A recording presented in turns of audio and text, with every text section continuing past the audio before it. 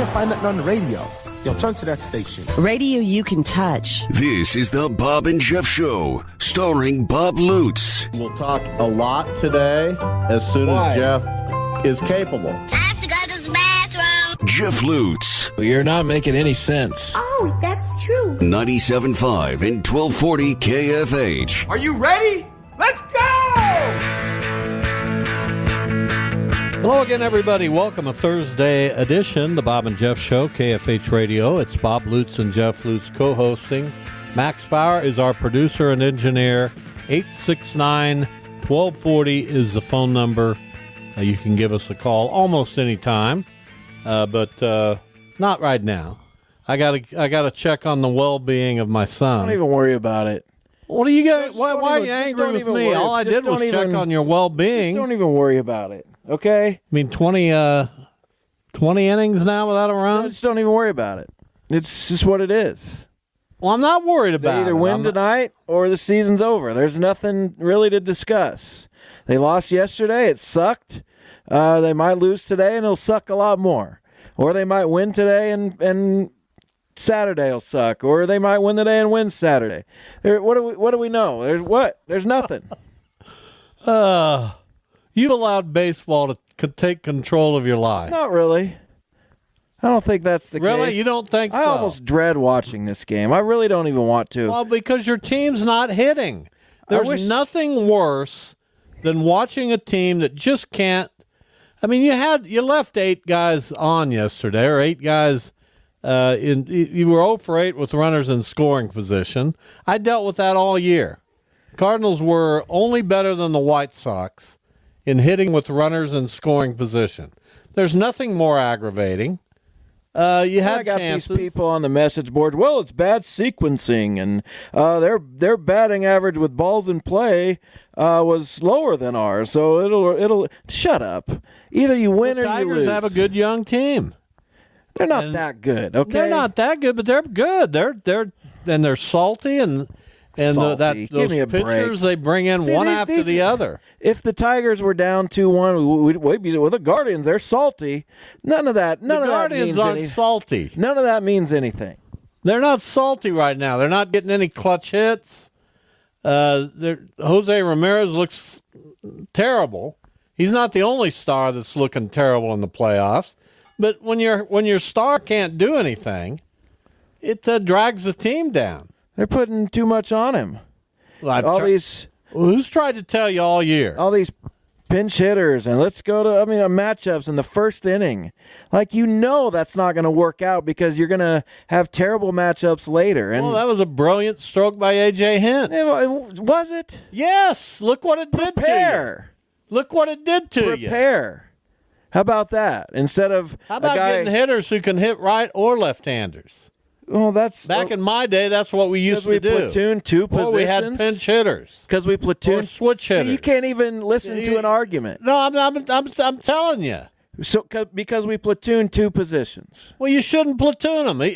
We shouldn't platoon anybody. Either a guy can hit or he can't. That's dumb, and you know it. Stop. I mean, if you're going to make some arguments, try to sound intelligent. I am so intelligent. There should be no platoons in baseball. You know that in the 4 games yesterday, I put yesterday. You're not supposed to say that word with the emphasis on day, but I am for this reason. I didn't hear. The 4 games yesterday, guess how many pitchers combined were used in those 4 games? Well, the Dodgers had 8. The Tigers had probably 7 or 8. The Guardians had 5 or 6. 7. 48 pitchers. Okay. Why couldn't I work it out? Because nobody wants to hear a guy do math. 48 pitchers in 4 games yesterday used. You talk about how a game has changed and how the game changes from the regular season to the postseason. Now, a lot of teams are relying on their bullpens. But you saw the Dodgers with a bullpen game shut out the Padres. You saw the Tigers in a bullpen game shut out the Guardians. Why even have a regular season at this point? That's not supposed to happen, is it? I don't know. Why? Are bullpens supposed to go all 9 innings and shut the team down? Well, if you have 9 one-inning guys that are really good, sure, why not? That's why baseball is hard. Why even have a regular season at this point? What's the point of the regular season? Because the game is different. The outcome is a flip of a coin. There's no reason to have a regular season. It's fun to have the regular season. No, it's not. I think it is. I hate it. You hate everything. I may never watch another regular season baseball game. You hate everything again. right now. Kind of, yeah. When Veerling made the stab of the shot in the third, how'd you react to that?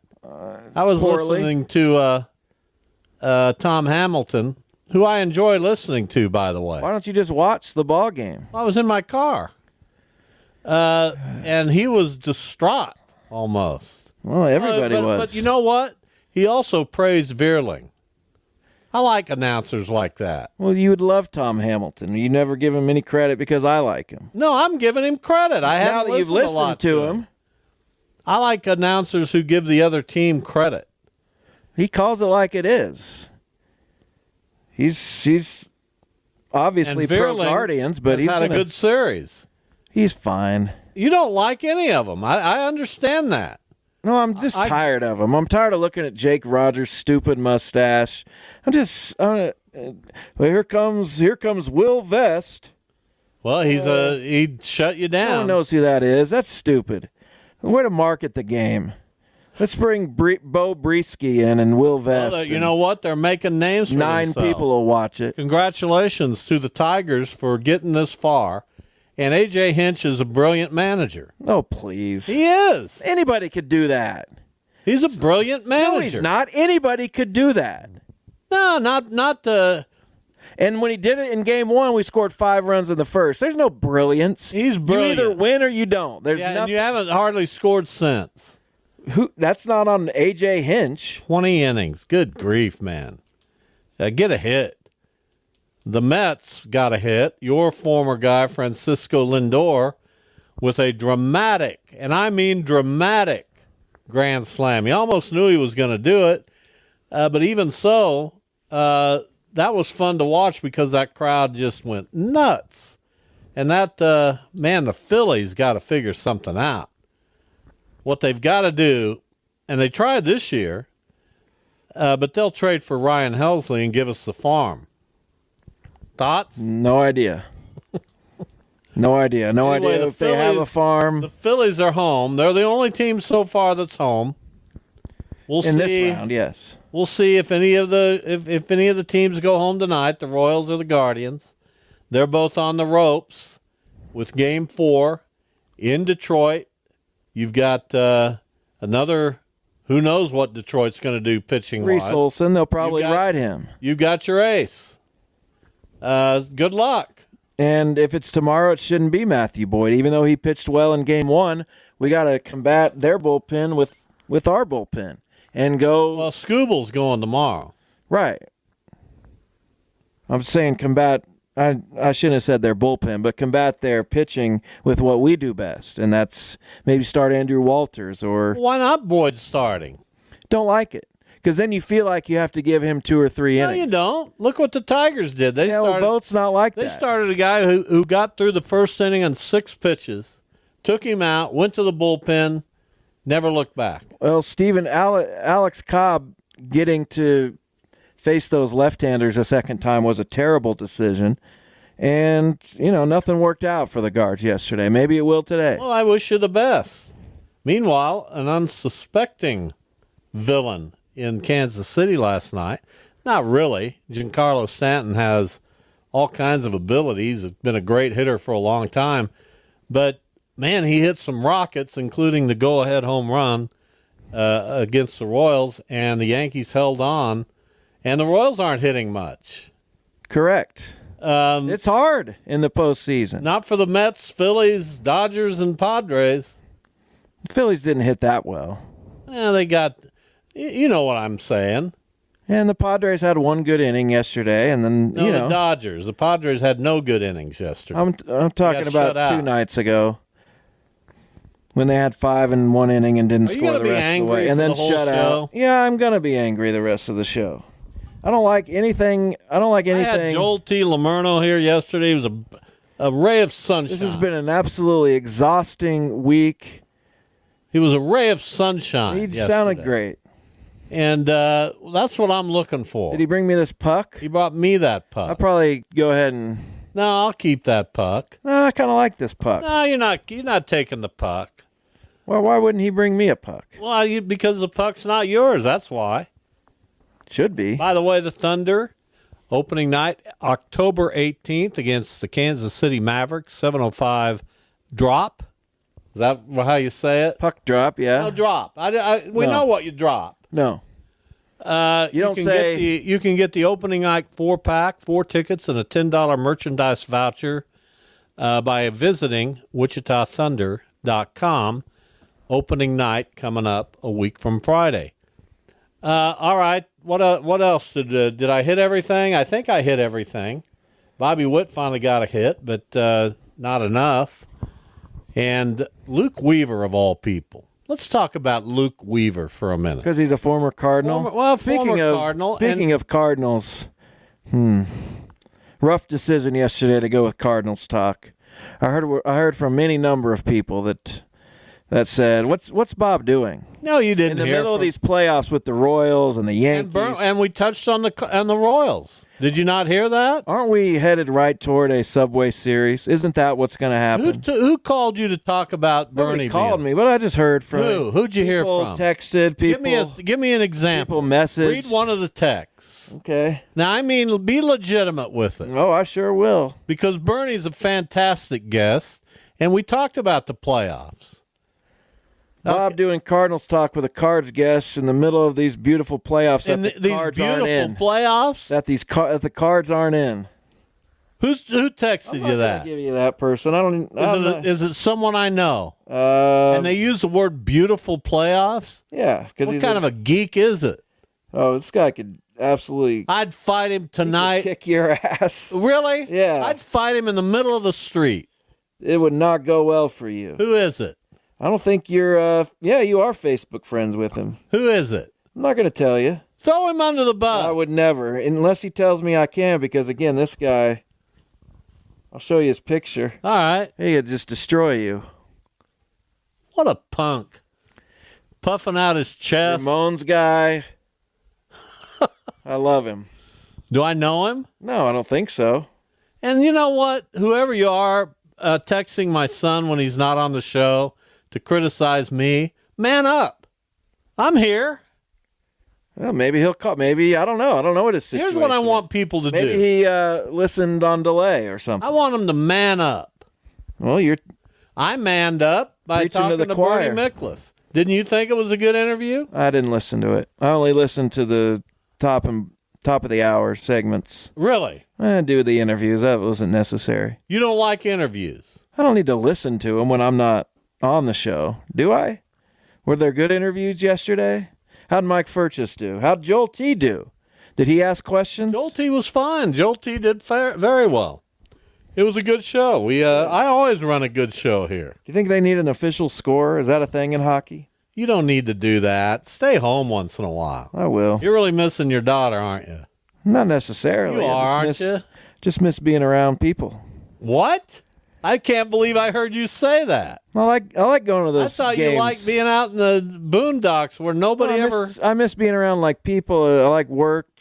I like things like that. Going to a Thunder game. Don't you work? Yeah. Who do you? I guess I miss the wind surge. Is that who are you missing? I miss the wind surge folks. Give me a name of someone you miss. Oh, I miss Fred. I love Fred. Fred couldn't sound more pathetic. Fred doesn't know how much I love him because I. Why don't you tell him? I do, but I also poke at him a lot. Well, Fred probably doesn't like that. He doesn't. I don't think. He would never say it, but I don't think he likes. One of my favorite characters, and I hope Ted Woodward's listening. It's not Ted, although he is one of my favorite characters. But the guy who used to run the scoreboard at Lawrence Stadium back in the day, when the Wranglers were playing, gosh, maybe even there, I think it was the Wranglers, was a guy named Joe Blick. Have you ever heard me talk about Joe Blick? I've probably heard the name before.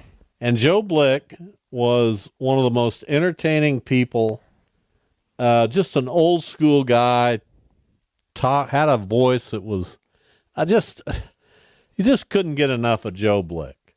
Every night you went over there, you wanted to see Joe Blick. You wanted to talk to Joe Blick. You wanted to hear what he had to say.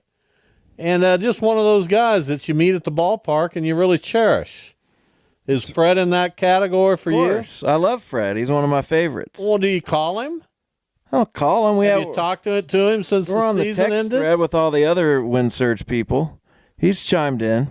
Have you asked him out on a date? I mean, come on, I man. told him we're going to go to lunch, and I might even bring him on the air sometime. Because How old is Fred? He's a baseball historian. How old is Fred? I think he's a year or two older than you. Do you have any? Does he have my knowledge? Yes, beyond. Wait a minute. You're kidding, right? No, I am not. I don't think I am. You're kidding, right? But he comes up with stuff that it sounds like somebody just popping off, and every time he says something, it's true. It really happened. He had 39 home runs in 1972. I'm like, what? You're kidding, right? You're picking Fred over me. Fred is a fountain of knowledge. But you're saying Fred knows more baseball than I do. It's possible. It's possible. Well, that's just. We need to get a competition going between you. Well, let's do a game. You and Fred. Let's do a someday, game. maybe Tuesday. By the way, I'm scheduled to go to the Mays JV soccer game today. Today. Are you going to do that?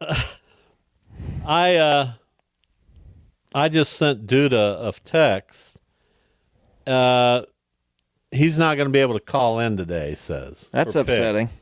He's at regionals. Avery just qualified for state. That's impressive. And That's awesome. He put 5 exclamation points and 2 smiley faces. What? After that. Avery's at regionals and just qualified for state. 5 exclamation points and 2 big smiles. Wow. Emojis. Well, if she already qualified, can he call? Well, I don't know. They're probably celebrating. I don't know what they're doing. She's in the state tennis tournament. So is he not going to the game tonight? I don't know. I'll need to clarify, but I texted him and I said, it's hot. I said, dude, it's hot. And that was your kind of... I included a couple of exclamation points. Well, you kind of have to with Duda. So do you think he took that to mean, Bob's not coming? Yes. Of course he did. On the flip side of that, do you think he'll be really disappointed if I don't? I don't know. You'll have to ask him. He didn't give me any indication with this. He just said LOL, which he loves to LOL. He does? I'm probably not going to be able to call in today for the picks. Avery's at regionals and just qualified for state. 5 exclamation points. Maybe he doesn't even remember that you're supposed to go to the game today. But I said, dude, it's hot. That has a clear meaning, doesn't it? Obviously not to him, because he went right into regionals. Where are regionals? And did she qualify as a single or as a doubles player? I don't know where he is for regionals. We kind of need to know some of this. He might be in Salina, for all I know. But my here's what I want you to answer. My dude, it's hot should be interpreted as, well, Bob's probably not coming. It should. But do you think it was? It doesn't look like it. How bad would it be if I didn't go? I mean, pretty bad. Do you not know how hot it is? It's not that hot. I mean, it's not. It's 85 degrees. It's not super comfortable out there, but it's not like it's brutal. But it's supposed to be in the 60s at this time of the year. You understand? Would you go if it was 61? Oh, absolutely. You would. Put on a jacket. I'd go. I'd be so enthusiastic. Still trying to. But I don't know. Here's what we have for you. Ronnie DeGray from Wichita State basketball will join us after the break. We'll talk about the Shockers. They are zeroing in on their opener. And we'll see what Ronnie DeGray, one of the returnees to Shocker basketball, thinks of what he's been able to accomplish so far and what his team might be able to accomplish. At 2:45, Shelby Wehrmann, the head football coach at Cheney. They are unbeaten, coming off a 3A state championship. We'll catch up with Shelby at 2:45. And then picks coming up in hour number 2. Too bad Duda can't call in. He won them. He won the picks last week with a season high for anybody, 35 points. Impressive. We'll be back. By the way, they're in Derby. This is the Bob and Jeff Show.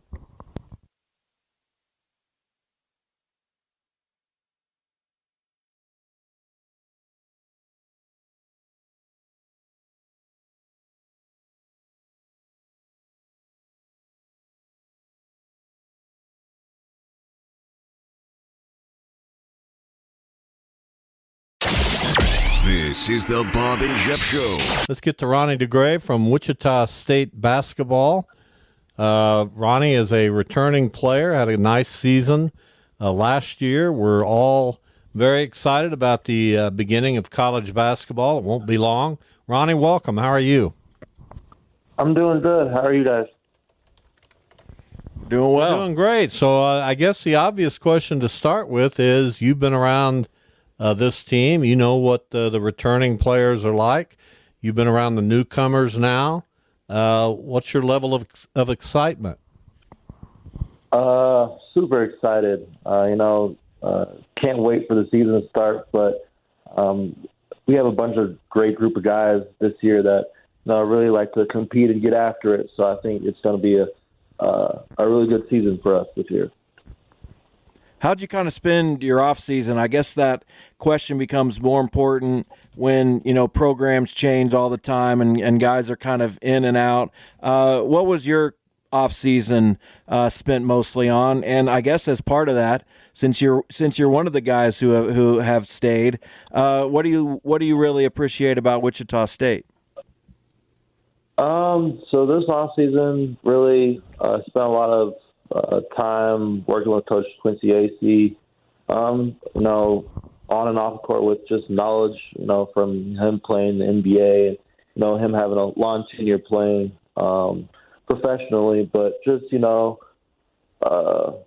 working my game from, consistently shooting outside and just becoming a better ball handler, just to give, guards outlets, when teams pressure. And just, learn from Coach Quincy AC about, how his, mental, change and just his tenaciousness about everything. But for Wichita State, what was the second question? I'm sorry. What was that again? Just now that you've been there a little while and spent the year playing, what do you like about the program, the school, the city, and everything like that? Love the program. Just a bunch of coaches that want to see guys improve and take next steps, but a bunch of coaches that they don't just see you as a basketball player. They see you as a person they want to lead to become great young men one day. Obviously we're here to play basketball, but they want to see it succeed in life outside of just basketball. And just how welcoming the Wichita State community is to players like me that returned. And, every time I go out, I see fans. They just tell me how much it means for them for me to stay, which, it's a rarity nowadays in college basketball, the transfer portal and everything. But just, the gratitude that they show me and just how much the people care about Wichita basketball and how much people just want us to succeed, and they're willing to do the things to help this program get to the next level. Ronnie DeGray III with us. Wichita State basketball had a season last year in which he averaged 5.8 points and 3.5 rebounds coming off the bench for Wichita State. We expect your role to increase this season.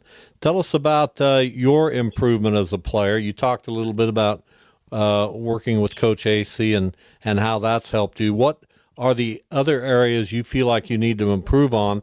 And then my second part of the question, this is a team that did not shoot the ball very well from the three-point line, and you've lost Colby Rogers, who did shoot it well. He's now at Memphis.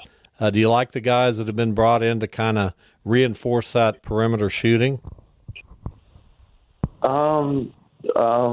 Definitely with bring guys in that can help space the floor out. Coach Moses definitely, want us to play at a faster pace compared to last year. So there definitely is going to be more spacing and a lot more consistent shooters this year. So I think it's going to really improve for us. And just, like I said, working on my game, just, being consistent each and every night. I think towards the end of the season, I started, just finding my role from, having to sit out the first half of the season and just getting comfortable with, where I fit with the new guys from last year. But, just like I said, just being consistent, shooting the ball with confidence. But I think in all generosity, I think this team will be able to, space the floor with newcomers like AJ and Corey Washington and Justin Hill. I think they're going to be really great additions to helping us win this year. So you're one of those guys that's kind of seen as a dirty work guy. You'll go after loose balls. Obviously, rebounding is important to you. How much does a role like that mean to you? Do you ever feel pigeonholed by it? Do you ever want to expand your role, or is that something that you've really become comfortable with? I mean, sometimes there's things that aren't always statted in winning. But I've never shied away from being able to go do the dirty work or, go guard the best player. I take full pride in that. Of course, you want to improve, other aspects in your game so you can, keep on being versatile. But I don't care too much about the glory, but as long as we're winning and I feel like I'm contributing to that, that's all that really matters to me, honestly. Ronnie DeGray Sr. spending some time with us here on the show today. We're talking the third.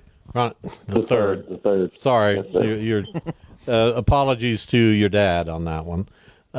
Shockers open with an exhibition game against Emporia State on the 27th of this month.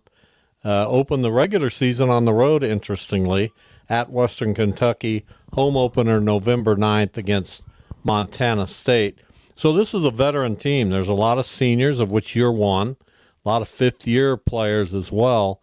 But who are maybe some of the one or two of the young guys that you think could figure out how to make an impact on a team that's really loaded with veteran guys? I believe Zion Pimpkin, the young freshman guard. He's been, learning the ropes from Justin Hill and Bijan Cortez and Xavier Bell.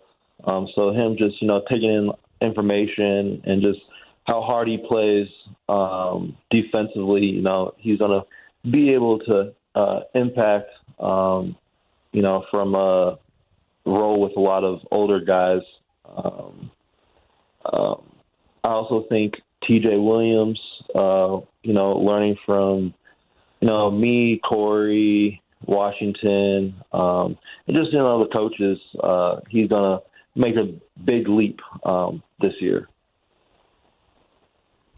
You've been you transferred a couple times from Massachusetts to Missouri and then to Wichita State. How do you feel like that has changed your life experience? What may you have missed out on if you didn't get to see different parts of the country or have those different experiences? Is that something that you reflect on at all? I reflect on just,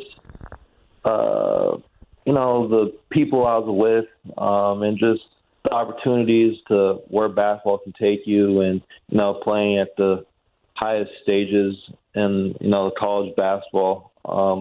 But I feel like at the end of the day, things always happen for a reason. I don't, regret going to any of those places. I've learned a lot from multiple people, and I'm grateful for everything that happens. But I think just you learn from where you've been and, the new places, and you try and just take on old stuff from the new stuff and kind of combine them together to, just learn and excel.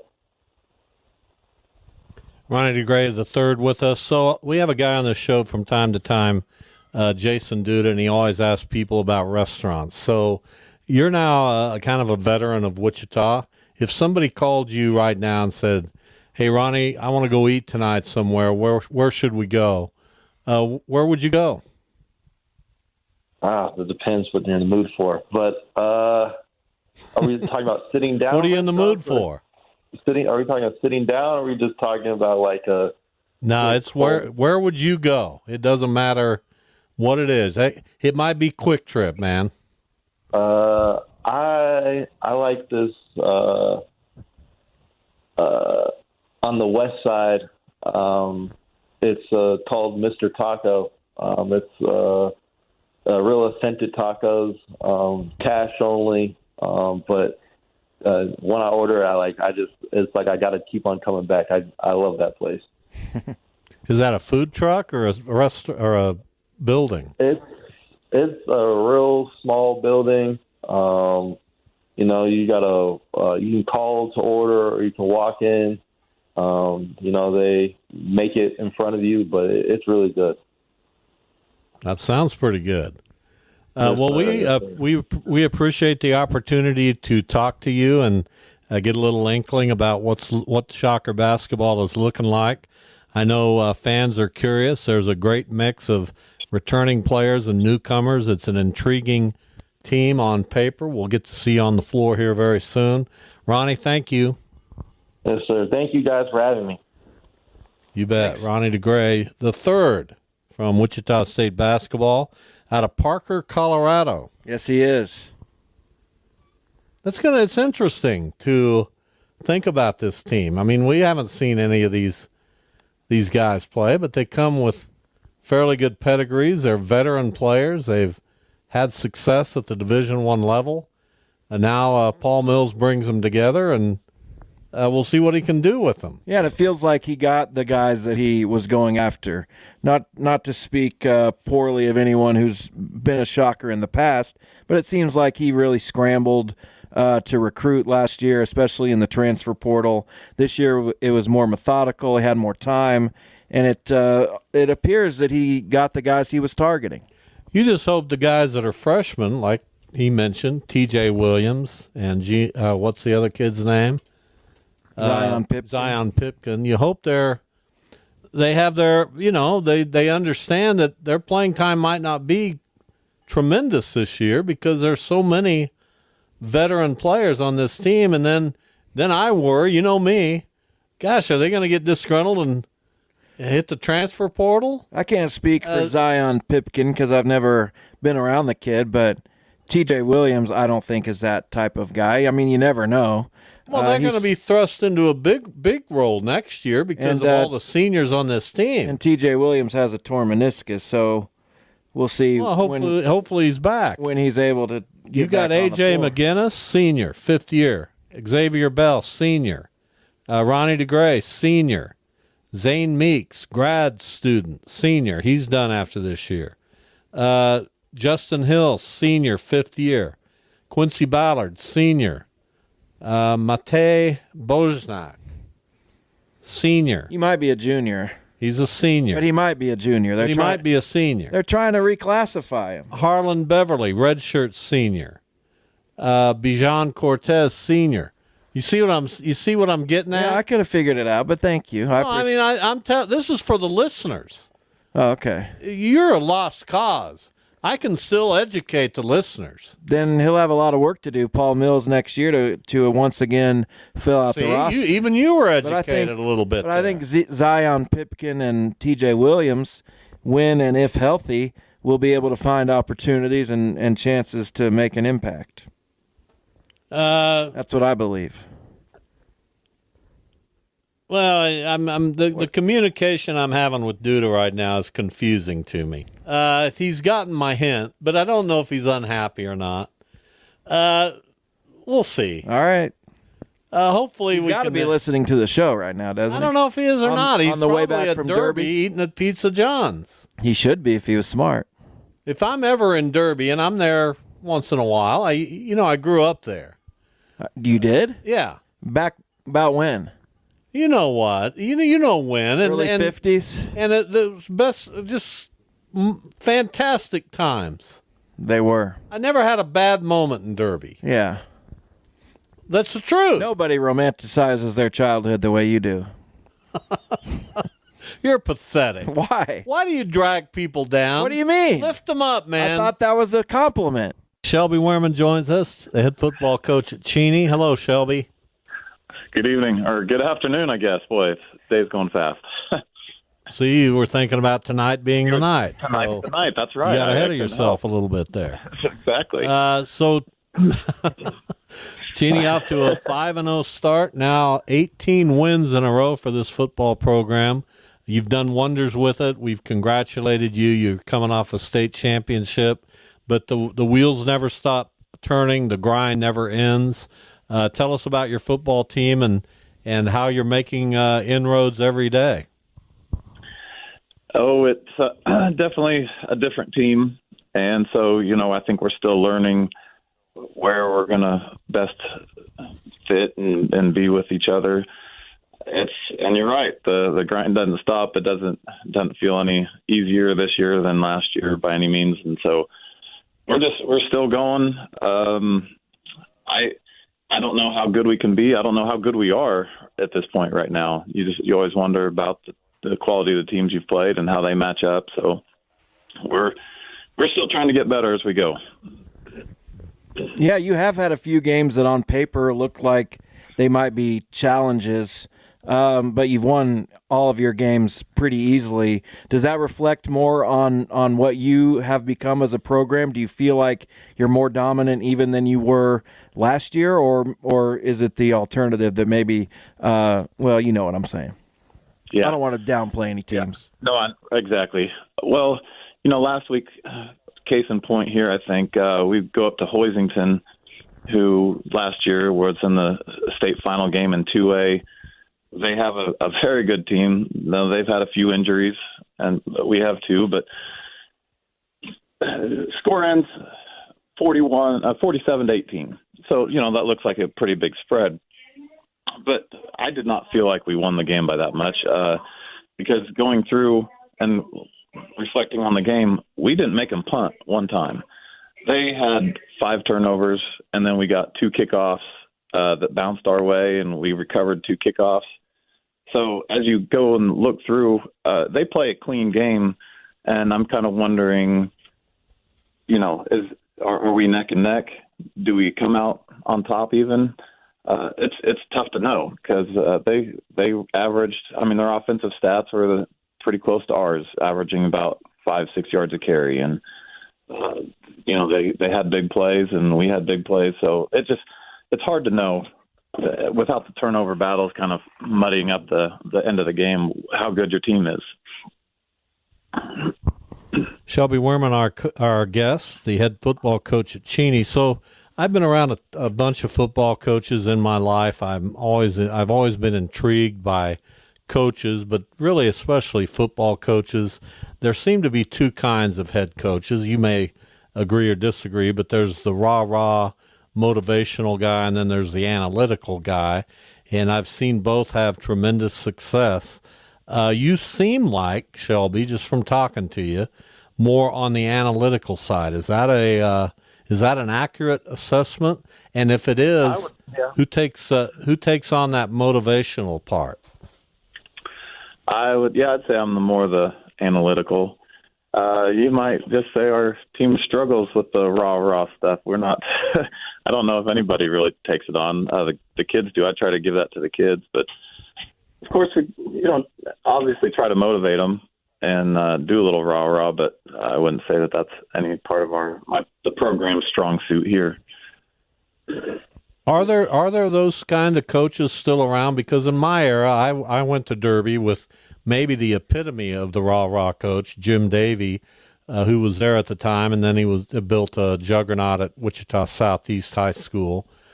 He was all about the rah-rah, and then he had a guy on his staff, his right-hand guy, by the name of Dennis Cavalier, who was completely just a brainiac when it comes to football, and that combination worked very well. Do you still see that? Are there the rah-rah guys still around? I think it is. For example, we played Wichita East C team on our JV squad Monday night. Hoisington had too many injuries. They couldn't play us. So, they come over, and it's quite the dichotomy between East and Cheney, of course. That's just the student demographic even. But, their whole sideline was loud. And it's kind of like the city mouse and the country mouse. They're all rah-rah over there and coaching up hard, and we're over on our side kind of talking through things and coaching up that way. So it's still there, and I'm sure it just kind of depends where the better fit is with the area, the demographic, and but both places definitely have their place in the game. Football's an intense game, and if you don't feel the intensity or the emotion to go out and play hard, then you're not going to perform as well as you would otherwise. And obviously, if you don't know what you're doing, then you're not going to perform well. But yeah, it's all encompassing, I think. Yeah, so you had a guy last year, Jack Voth, who whenever you needed a play made, you probably were going to find a way to get the ball in his hands. So how much or how little do you have to change an offense? Obviously, you have your quarterback back, Josh Burdick, so that helps a lot. You have obviously a ton of playmakers. But when you lose a guy like that, is it next man up? Do you try to fill that role with 3 or 4 people? Do you immediately trust maybe one guy with those credentials, or how do you go about kind of filling that hole? That's a good question, because it definitely did feel like, last year we could kind of pull the Jack Voth card, and he would come through. This year it's been a little bit more difficult to discern who's that guy, and so I think, we've kind of steered a little bit more towards the fill that hole with 3 or 4 guys, and we have several quality kids able to do that, but it's just a matter of, do we have that actual guy, or do we need to just play better team football and let each man have their own opportunities so that, keep the defense off balance that way. So it's we're still kind of trying to figure out where we fit best in that regard. A couple of moments here left with Shelby Wehrmann, the head football coach at Cheney. So you played 2 legendary games against Andale last season. You came back to win both of them. They are such a strong football program. How much of the spring and summer did you spend thinking about those games, and how much they really put Cheney football on the map, and how much it raised the stakes for football at Cheney, because those were such impressive wins. Heck, if they'd happen at a higher level, we'd be looking at a 30 for 30 on them. Were they in your? Did you give them much thought in the off season? I a little bit, not a whole lot. Just because kind of always on the mindset that if you we had a quote this year in our scouting report that it's a part of my motivation approach, but the quote was, even if you're on the right track and you just sit there, you're going to get run over. So it's, referring to train tracks, and the train's coming, and so you better be moving, otherwise the train's going to run over you. And that's kind of the way it is in sports and athletics, in my opinion. If you get comfortable, then you're not going to get better, and you're going to get run over next time. So I'm kind of looking forward to maybe retirement days or something when I have time to sit back and think and reflect and enjoy those. But it's just kind of been a push forward and try to get the kids to where we need to be to compete this year. So I had a coaching question for you, because you're a high school coach, obviously, and it's only a 4-year excursion, but these kids change a lot between 14 and 18. So how much control do you feel like you have over a player's development in high school? Because it might just click at really any time. So are there keys to speeding up that process, or do you kind of just have to wait for nature to do it in some ways? Yes, to both of those. I mean, you try to teach the kids the techniques of the game and the tools to play the game well, and then you wait for Mother Nature to kick in and get that testosterone flowing where they put on the muscle and they put on the weight and they get more speed. So, we had a kid last year that hardly played at all his junior year. And as the season went on last year, he just got better and better and better. And state game had his best game of the year. And then, actually have his little brother this year. He's a junior, and it's very similar. I mean, he just getting better as the year goes on, and I think he's just finally starting to hit that maturity level and that developmental level. So that's what's really exciting to see about a lot of the kids, and you get that in high school. You don't typically get that in college with kids just hitting that puberty area and just understanding what they can do physically. So it is exciting for high school kids, but it can also be frustrating for coaches because you could have a really good kid, but man, he just doesn't have all the skills that some other kid has, and it's kind of tough to see those kids not have more success just based on the athletic development level. But it's fun to see kids develop and get better. Shelby, we always appreciate your time. Thanks for making it work today. Best of luck. Cheney at home on Friday night against Chaparral. We appreciate your time and thoughts. Thank you. Nice to be on. Thanks. All right, Shelby Wehrmann, head football coach at Cheney. We'll take a break. We've got an hour to go. We'll have picks coming up in hour number 2. We don't know about Duda or Anthony.